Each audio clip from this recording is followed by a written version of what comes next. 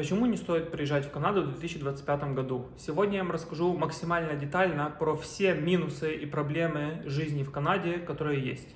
Первая причина, по которой вам не стоит приезжать в Канаду, это недвижимость. То есть вы не сможете купить недвижимость, скорее всего, в ближайшие 5, 10 или может быть даже 15 лет. И даже если вы будете ее снимать, то это вам будет очень дорого. Значит, почему? Первое. Очень много людей приехало в Канаду, а домов канадские компании не успели настроить ни многоквартирных, ни обычных residential. Поэтому из-за того, что больше спроса, чем предложения на рынке, цены на дома очень сильно выросли. И настолько сильно выросли, что это просто уже неподъемные суммы для обычных людей. Второе, это из-за того, что в Канаде очень сильная бюрократия, построить дом тоже очень-очень дорого. Где-то 20-25% стоимости дома это просто физ, который вы платите государству за то, что вы его построите. Также рент очень дорогой по тем же самым причинам, а также к этому добавляется еще одна причина – это нехватка многоквартирных домов. Смотрите, как работает система постройки дома. Допустим, билдер решил построить обычный residential дом. От момента, когда он решил его построить, до момента, когда он его построил и выставил его на продажу, может пройти год или даже меньше. А как работает постройка многоквартирных домов? От момента, когда билдер решил построить его, до момента, когда эти квартиры выйдут на продажу, должно пройти минимум 3-4-5 лет. Теперь смотрите, в чем проблема? В этом году выходит очень много квартир на продажу, потому что 5 лет назад много билдеров начали строить. Но в этом году почти никто не начал строить, и в предыдущем тоже. В следующем не планируется, чтобы хоть кто-то начал строить. Что это значит? Это значит, что в 2028, 2029, 2030 годах не будет выходить новых квартир на продажу.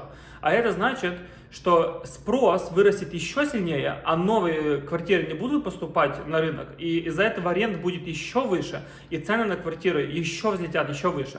И самое главное, что изменить это уже невозможно. Почему? Потому что если в этом году или в предыдущем году никто не начал строить дом, то в 2028 году уже не достроится дом. То есть даже если государство что-то с этим сделает, и в следующем году очень много домов начнется строить, стройки закончатся уже в 2030 году. То есть, а вот то, что в 2028 и 2029 не будет новых квартир, это уже изменить нельзя, все, их не будет. Также, чтобы купить недвижимость, вам нужно дать очень высокий down payment. Смотрите, в Канаде работает такая система. На первые 500 тысяч моргича вы должны дать минимум 5% down payment. На следующие 500 тысяч моргича вы должны дать минимум 10% down payment. И все, что выше, вы должны дать 20% down payment. То есть, если вы хотите купить квартиру или дом за $1 миллион, что очень еще дешево для Канады, то вы должны дать за первые 500 тысяч 5% это 25 тысяч, за вторые 500 тысяч 10% это 50 тысяч, то есть вместе минимум $75 тысяч down payment, чтобы только получить, квалифицироваться на этот моргидж.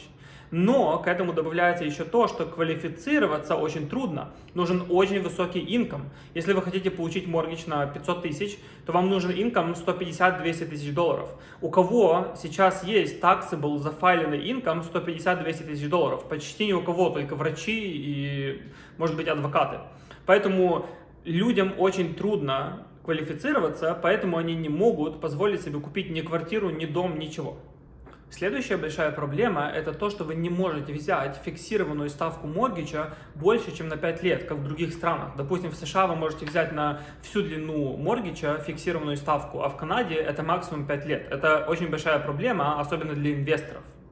И вот совокупность вот этих всех факторов, которые я вам рассказал, делает покупку недвижимости в Канаде для обычных людей почти недостижимой. А вот для тех людей, кто может себе позволить это сделать, делает это почти невыгодной. Иногда выгодной, иногда невыгодной, но большинство людей даже не хотят рисковать. Поэтому недвижимость в Канаде сейчас в большом кризисе.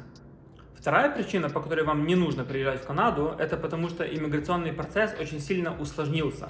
Раньше в Канаде можно было получить документы намного проще, чем сейчас. Сейчас я бы даже сказал, что мы приближаемся к уровню, настолько сложно получить документы, как в США.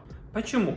Потому что квоты каждый год на иммиграцию очень сильно снижаются. Политики поняли, что они запустили слишком много людей, не успели построить дома, не успели отстроить инфраструктуру, поэтому они сильно-сильно ужимают. Каждый год меньше, меньше и меньше, а тем, кто уже даже приехал, все равно они усложняют процесс иммиграции, чтобы они не смогли получить документы и, возможно, уехали или уехали те, кто не сильные специалисты. Также, как вы знаете, в Канаде есть система экспресс-энтри. Это означает, что если вы достаточно хорош, достаточно образованный, у вас есть много лет опыта работы, то вы можете просто там податься. Если у вас есть достаточное количество баллов, то вы просто так можете получить документы. Так вот, в этой системе количество баллов, которые вам нужно, чтобы получить документы, уже взлетело просто до небес. Вам нужно очень много лет опыта работы, почти идеальный английский, очень высокий французский, возможно, даже канадское образование, и только тогда вы сможете набрать эти баллы. Конечно, если у вас есть семья из двух, и оба имеют хорошее образование, много лет опыта работы и хороший английский, это тогда упрощается, и вы вдвоем можете набрать эти баллы. Но если вы один, то это уже почти невозможно тоже. У нас еще остались провинциальные программы, по которым вы можете поехать туда, где очень холодно и очень далеко от больших городов, пожить там, поработать несколько лет, и вам за это дадут документы, но вы подумайте, стоит ли оно того. Если вы окей пожить в маленьком городке, то это вам-то этого стоит. А если вы привыкли к мегаполису, то, возможно, вот эти 2-3 года в городе 10 тысяч населения вам не стоит даже этих документов. Также я должен сказать, что из-за того, что очень много людей приехало в Канаду, а адвокатов иммиграционных не так много, то они чувствуют себя очень свободно. Они могут предоставлять плохой customer service, ставить ценники заоблачные, и никто им ничего не может сделать, потому что людей много, спроса много, адвокатов нет, и люди уже просто работают с тем, с кем есть, потому что им нужна хоть какая-то помощь. Поэтому вы должны это учитывать, что, возможно, может получиться такая ситуация, что первые несколько лет в Канаде вы будете работать только на иммиграцию, и все, что будете откладывать, все будете платить адвокатам. Третья причина, по которой вам не нужно приезжать в Канаду, это высокая стоимость жизни. Стоимость жизни в Канаде за последние несколько лет выросла очень сильно, и она продолжает расти с каждым годом. И если вы обычный человек, который работает на General Labor позиции, то вы просто не сможете позволить себе жить нормальной жизнью. Вот я вам приведу пример. Если вы работаете как General Labor, то есть это обычная работа по типу в магазине, на кассе и так дальше, то ваша зарплата будет $17 в час. Если вы работаете 40 часов в неделю как full-time работник, 4 недели в месяц, то в месяц у вас получается $2700. Вот как вы можете прожить на $2700 в месяц, если вы хотите снимать, допустим, квартиру, квартира будет стоить 2200, 2300, то есть у вас уже нет денег. Вы можете посмотреть мое видео, сколько я трачу, вот здесь или по ссылке в описании.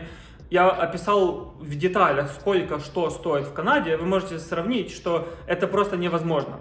Если вы работаете на General Labor, чтобы жить нормально, вам нужно работать намного больше, чем 40 часов в неделю, или вам нужно будет снимать квартиру, нужно будет жить без машины, нужно будет экономить на всем, на продуктах, на всем, что можно, на всем нужно будет экономить.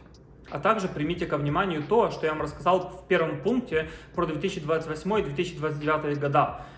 Квартир будет не хватать, рент вырастет еще сильнее, и вам нужно будет работать еще больше, просто чтобы платить рент. Четвертая причина, по которой вам не нужно приезжать в Канаду, это очень большие проблемы с медициной.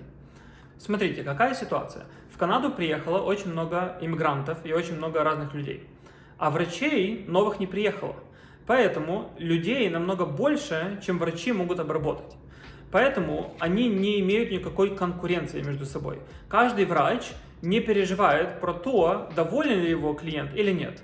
Если вы придете к врачу, он может вам нахамить, он может вам не помочь. Если вы его переспросите что-то, он может вам не ответить и сказать: идите на ресепшн, переспрашивайте. У меня такое было. То есть врачам все равно на ваш customer experience, потому что они знают, что у них очереди из людей, поэтому они не переживают потерять вас как клиента.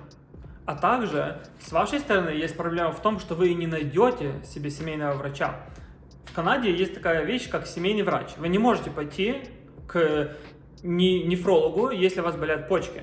Вам нужно будет пойти к семейному врачу, сказать ему, что у меня болят почки, и только тогда он направит вас к нефрологу. Но вот этого семейного врача вам нужно найти. И так как в Канаде много людей, а врачей мало, то вы себе его и не найдете. Расскажу вам свой опыт. Я хотел найти себе семейного врача. я звонил в очень много клиник, они все говорят, у нас уже все full, но мы можем положить вас в waiting list. Это вы будете ждать, пока у них освободится место, и тогда они вас возьмут. И это было где-то 3-4 года назад, когда я звонил в много клиник. Некоторые клиники мне до сих пор даже не позвонили, и я им звонил где-то год назад, они говорили, да, вы где-то на 70-м месте. То есть можно ждать годами того, чтобы просто получить семейного врача. Теперь следующее, если вы даже нашли себе семейного врача, вы пошли к нему и сказали, меня болят почки, он вас направит к нефрологу. Но appointment к нефрологу может быть от 1 до 6 месяцев. Так как людей много, а врачей мало, то вы можете ждать просто 6 месяцев того момента, когда он вас примет. И причем это на все области. Чтобы вас не беспокоило, вам придется ждать очень много месяцев, чтобы увидеть специалиста. То есть в целом, я бы это сказал, как вы не можете делать профилактику, и вы не можете вылечить что-то быстро, какие-то мелкие болячки. Если у вас немножко что-то болит, вам нужно будет ждать год, чтобы это решить, эту проблему. Если у вас сильно что-то болит, у вас инфаркт, то вы идете, конечно же, на скорую, и вам помогут тут же, тут никаких проблем. Но вот если вы хотите сделать что-то для профилактики, допустим, прийти к врачу и сказать, я хочу сдать анализы на тестостерон, просто чтобы провериться, все ли у меня хорошо. Они вам этого даже не дадут. Я как делаю? Вам нужно придумывать какие-то симптомы, которые являются следствием того, что у вас проблема с тестостероном, и только тогда врач даст вам направление на этот анализ. Это очень большая проблема, и по сути в Канаде нету вот такой вот профилактической медицины. Пятая причина, почему Канада не самое лучшее место, куда приезжать в 2025 году, это очень высокие налоги. В Канаде один из самых высоких налогов в мире.